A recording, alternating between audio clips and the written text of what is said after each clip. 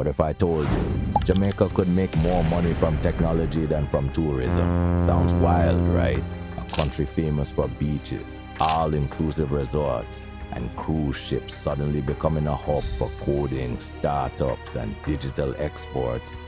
But let's ask the question anyway, because when you look at the numbers and compare Jamaica to a few small countries that made the leap, the idea isn't that far-fetched. Let's explore what might happen if Jamaica decided to build tech over tourism. This is the economic switch. Tourism is big business in Jamaica. In 2022, it brought in over $3.64 billion USD, making up around 9.3% of the country's GDP. That's impressive. But here's the thing. Tourism is also fragile. Just look at what happened during COVID. The sector lost more than $2.5 billion USD in 1 year. The entire industry depends on external factors, global travel trends, weather, oil prices, and public health. In other words, it's a strong engine, but it's running on a shaky road. Now let's talk about jobs. Tourism employs roughly 350,000 Jamaicans, about 1/3 of the labor force, but the pay is often low.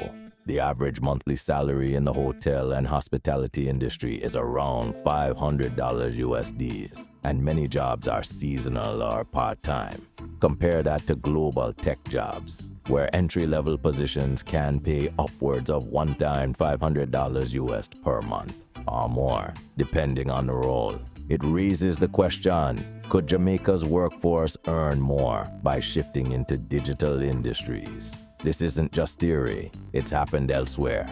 Take Estonia. After the Soviet Union collapsed, Estonia had to reinvent itself fast. They leaned into digital innovation, and today they offer e-residency, online governance, and support for startups. Their GDP per capita, over $27,000 USD. Now look at Rwanda. Since the early 2000s, they've invested more than $100 million USD into ICT infrastructure.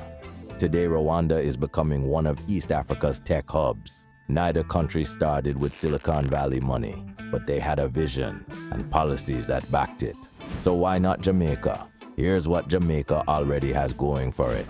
English-speaking population, time zone alignment with North America, a massive and talented diaspora that includes engineers, entrepreneurs, and creatives. And let's be honest, Jamaica is one of the most culturally influential small countries on the planet. This isn't about what Jamaica is missing. It's about the opportunities that haven't been unlocked yet.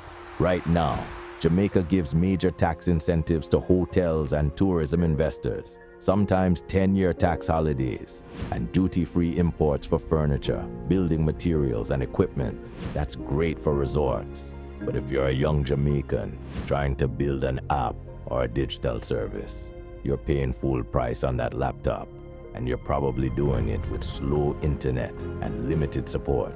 It's easier to get a tax break for a pool share than for programming software. So here's the big switch. What if Jamaica created a national coding school, a diaspora-funded tech investment bank, a startup district in Kingston with fast internet and co-working hubs, exported not just music and culture, but software, animation, and artificial intelligence? Experts estimate that this kind of shift could create over 25,000 new tech jobs and generate $500 million or more in digital exports within just 5 to 7 years. It wouldn't replace tourism, but it could diversify the economy and build long-term resilience. So the question is this: do we keep building hotels, or do we start building futures? Now in the next episode, we take a step back, because understanding where Jamaica is headed starts with understanding what's been holding it back. From colonial debt to global loans, Jamaica's past is full of economic roadblocks, and they still affect the country today. Stick around, and if you haven't already, hit subscribe. This is the Economic Switch.